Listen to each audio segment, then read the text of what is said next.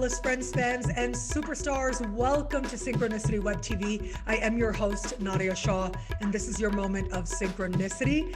Well, I'm so happy that I get to celebrate with you, my friend, Philip Miles. Now, I came across Philip's work a couple of years ago, and very quickly, he was on my channel. People loved the video that he made for my channel a few years back. And now, as it came time to present to you another speaker series, of course, I thought about Philip.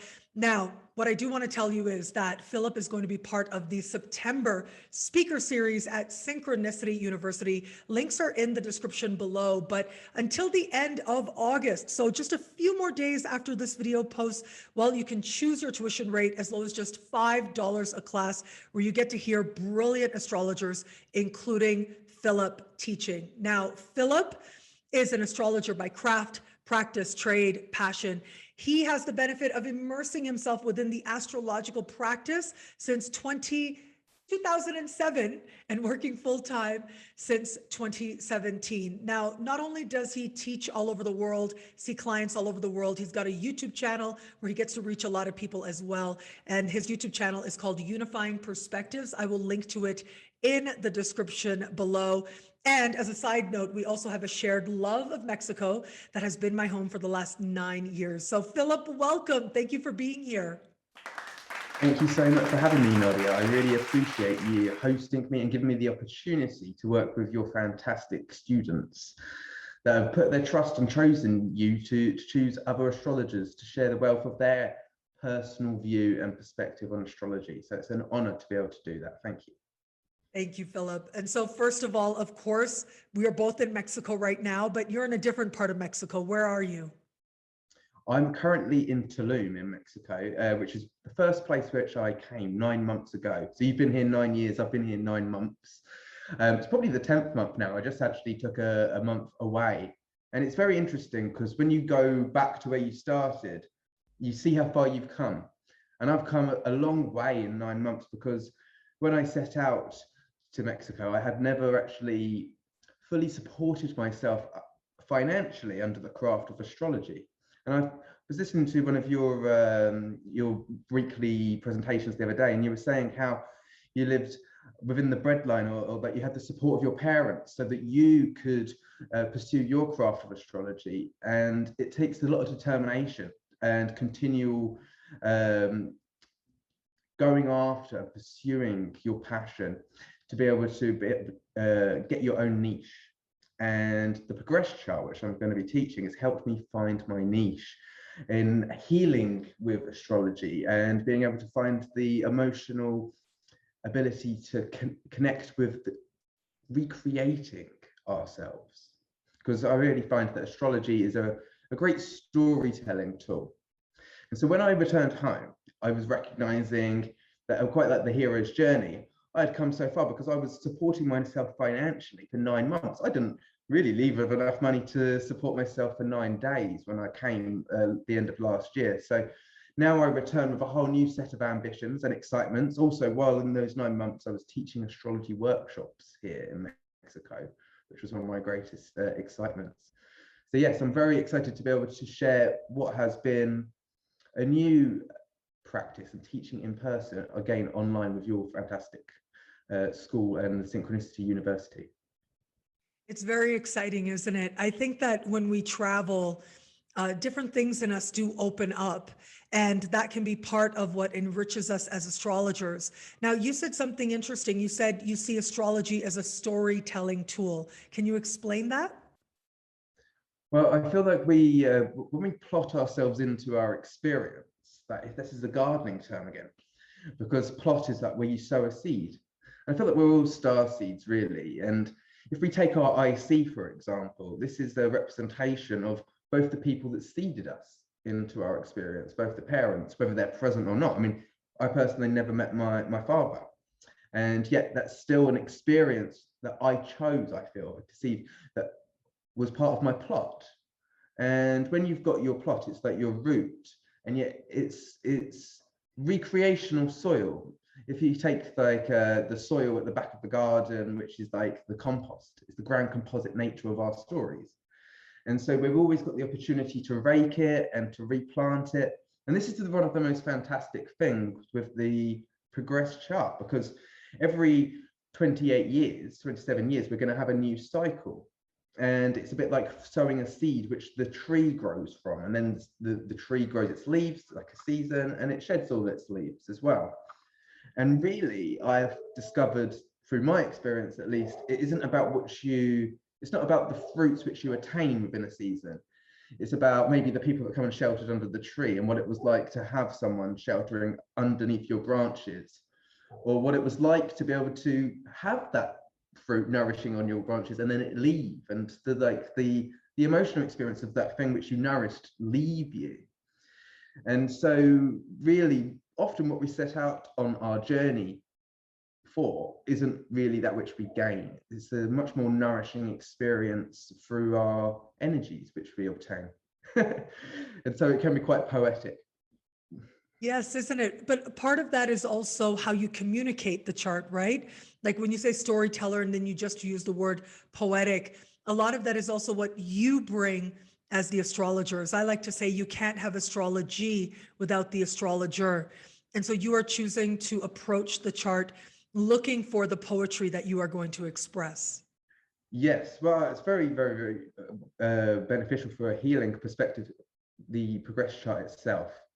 So when we look back at past experiences, so if the progress chart probably gives the illusion, well, let's look into the future, like, which is what astrology may be deemed from afar most known for. However, I use the progress chart to really gain an opportunity to know where we're at now.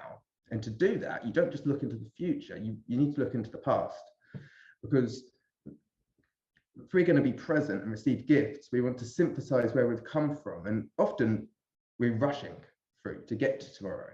And to look back, well, that's really quite a treasured experience. And yet it takes a lot of courage to hold space for ourselves. So when we get like a therapist, a counselor, an astrologer, a friend, a lover, maybe even ourselves, we get the opportunity to gaze into these spaces. And it's with a refined set of eyes that we look back. If we're especially a skilled storyteller or someone who can hold space for you with a compassionate eye, so that, and also lend that eye to you, because we all have a compassionate eye.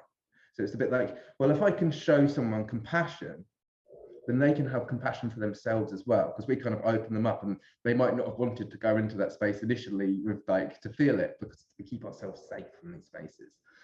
But once that bed has been laid for us, in a sense, once that permission slip's been given, we then find that we're addressing something that we were very much victim to in our prior years, and we're gifting ourselves the opportunity to have sympathy for ourselves, not pity, not victimhood, not undermine ourselves, but to lift ourselves up like we needed to be lifted up back then, but maybe it didn't happen for us. And so when we do that now, it actually does lift the frequency of what was, and it means that the potentials of what can be is also opening up in a better way as well. So that's what I love to do. And so how do you see the difference between the natal chart and the progress chart? How do you understand the differences, and what do you place emphasis on? Well, I would like to say first and foremost, I will say that the natal chart is always our chart. The greatest moments of our lives, the most fantastic moments of our lives. I actually had a client just a couple of days ago who was saying, oh, well, I'm so interested in the progress chart. And I was like, well, yes, we're going to be doing that reading, but we must solidify that this is your natal chart. And I'd like to get to know you through your natal chart first, and then apply the transits, and then we can move on to your progress chart and work with this. And so it's a compliment. Because actually, again, I did one this morning with a client, and they were born with a Jupiter-Saturn opposition. And this is very interesting. So it means every 10 years, this is going to develop into a conjunction or an opposition, because Jupiter and Saturn, like a few months ago, at the end of last year, they had their conjunction, and it's a 20-year cycle. And so we can see the development with regards to unfolding. What I do is the progress chart, we go back to the natal chart. And every year, the sun will move 1 degree forward, and the moon will move 13 degrees forward. And so over the course of 27 years, the moon goes around the whole cycle, which mirrors the Saturn cycle. And in that time, the sun will go 27 degrees, almost a full zodiac sign, not quite. And so in this time, what we do is we track the course of the moon, and it depends also what part of a lunar cycle we're born into. This tells us so much. That the first observation that we will make is to look at so if you at the lunar cycle. For me, I'm born on a waning third quarter, but it may be that you're born on a new moon, or a first quarter moon, or a full moon. And so we can map, okay, well, 7 years later, it's going to be a week unfolded. So every 7 years is 90 degrees of the moon's travel through the chart. And in knowing this, for instance, if you were born on, this is something, say the new moon, we know that when you're 14, you're going to have a full moon. It's going to release a story. And also we're going to look at, okay, well, where does Cancer fall in the chart? Because it tells a lot of the story, because the moon rules Cancer. And so, for instance, if you are a Cancer ascendant and you had a new moon in the 4th house of Libra, and you were going to have a full moon in Aries, then you're releasing an identity, big time, about yourself and of how you feel about yourself in the world, because it will probably reach when you're 14 years old. It's identifications of the mother, of the matriarchal line, of yourself as a child being grown up big and strong in the world, maybe at 14. And so there's lots of different things that we can track through this. And then eventually around that point, you might say that the ascendant will shift as well, which is very interesting. And so then that house, which is ruled by the moon, will slip and all of the houses change, but the planets stay the same, because the planets aren't hardly moving very much. And what's very most interesting is if we were born, for instance, with a Mercury retrograde, or even any planet retrograde, because we can see sometimes that we're going to have this turn of the tide, that the planet will shift one way or the other. And it could be instantaneously, depending obviously when we were born. We might be born just a couple of days before a station direct, but you see some very interesting things play out with regards to an extended period of a retrograde, a Venus retrograde or a Mercury retrograde playing out through the chart unfolds a massive story of us facing a karmic, empowering trauma. Sometimes it can be, or maybe we were shy because of something, but then we find our voice. We learn actually we have to re-walk through these things so that we can have greater experiences moving forward. These challenges we set ourselves up for in a very purposeful way. And it's very majestic as well. So like, as I say, like the complement of the actual transit in application to the chart will always go with the unfolding of the progress chart as well. And so you will be looking at progress charts, and in particular, when important changes or aspects take place within a progress chart as part of the class that you will be teaching at Synchronicity University? Indeed, we're going to be talking about how this unfolds, like what's the academic portfolio of it, how it works, and how to track it, but also the emotional benefits of it. And so, so it's obviously very beneficial to track things and portfolios as well. So they could be for a business, for instance. If you've got a business which is over 30 years old, or if it's got 60 years old, you can really track it, and you can make a portfolio for the charted trajectory of where this thing might go. But when it comes down to our emotional healing stories, they go through the same rivets and divots. And so we can think, okay, well, it's likely that I'm going to have this kind of letting go phase coming through. But how can I prepare for this? How can I see the benefit in that I might be letting go of something that I've put so much energy into? So you might be, you built a foundation of a business or a home or a farmland. You think, well, okay, well, I'm going to let go of this. I'm going to sell it on, and it's going to do it with an honor and pride, and choosing an appropriate person and knowing what I'm going to do with the space which I gain back. And so there's so much that can be gained from the process of it. And I feel like it's the best healing, one of the best healing techniques that I've come across, psychotherapy techniques as well, just really holding a space for ourselves with this revised eyes. For me personally, it's, as I said, I was born on a third quarter moon.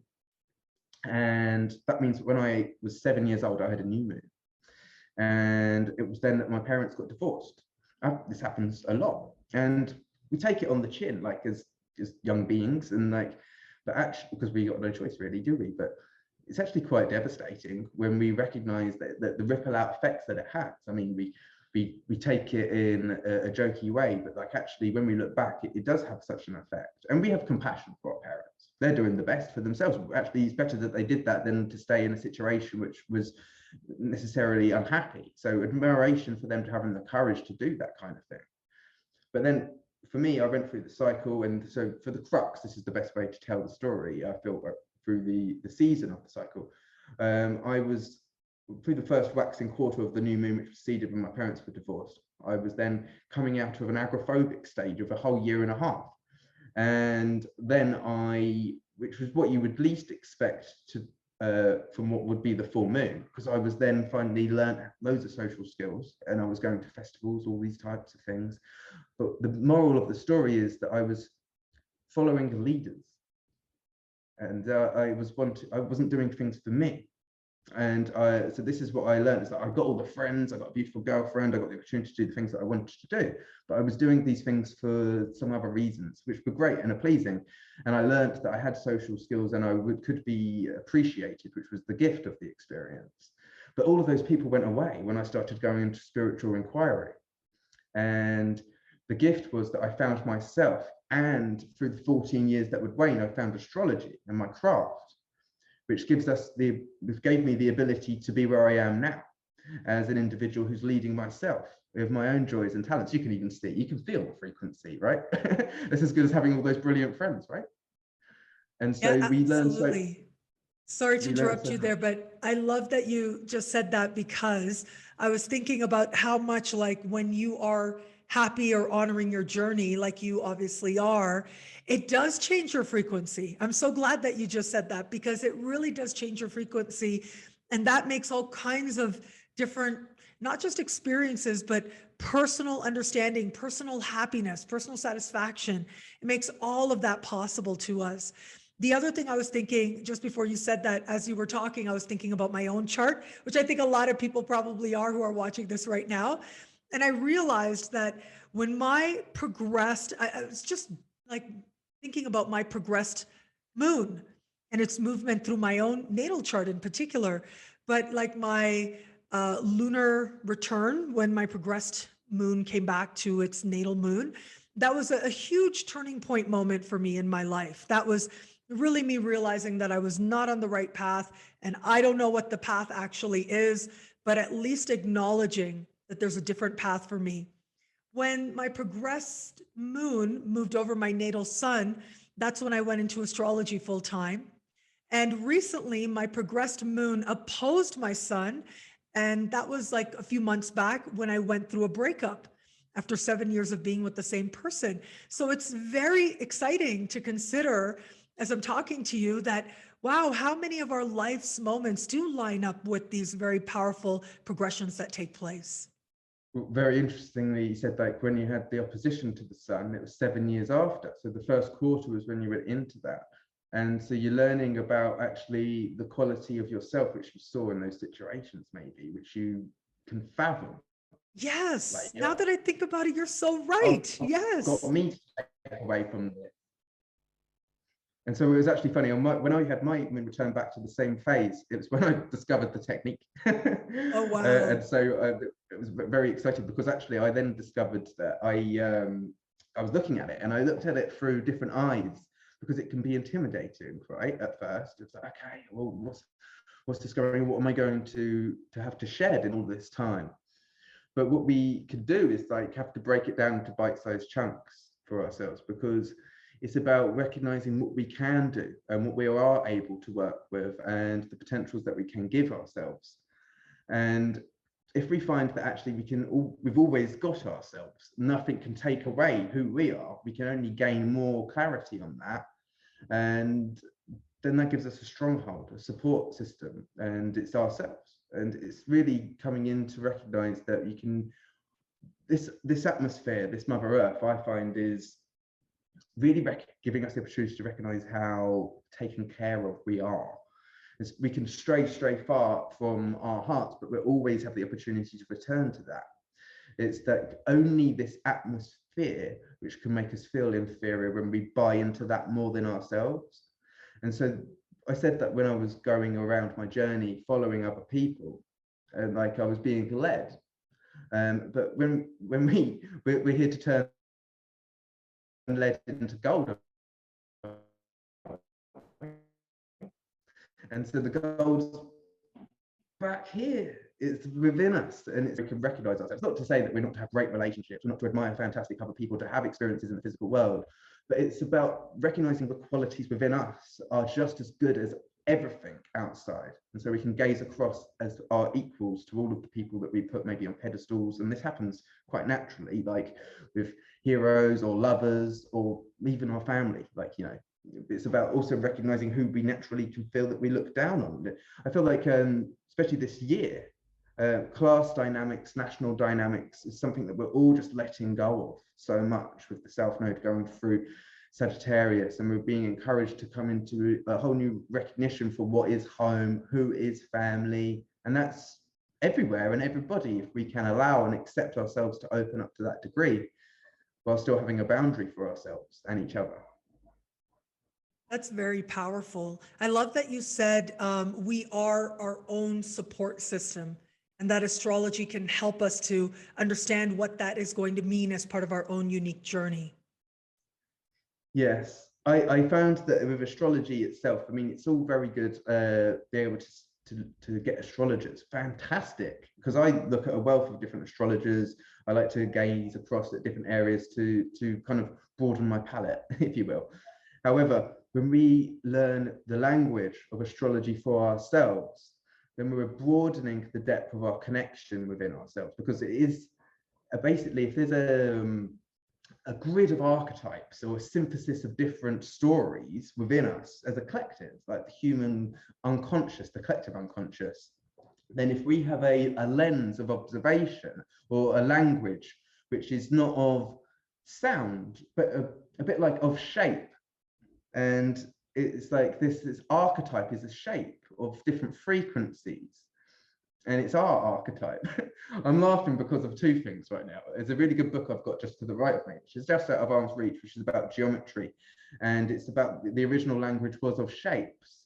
But also we find in our cathedrals and in many of our holy buildings across the world, they're based on sound, vibration and frequency of that which we are within us, which is a synthesis of these different archetypes. And our mouth, the roof of the mouth, is also connected to our vocal cords and all of the different frequencies often depicted within these different churches and these different great buildings. And so I find that the root of astrology is actually this temple, our body, which is often looked at being simulated, but this is the original. And so astrology is the handbook to creation, and this temple is the greatest organic vehicle that one can have the fortune of inhabiting. That's so beautifully put.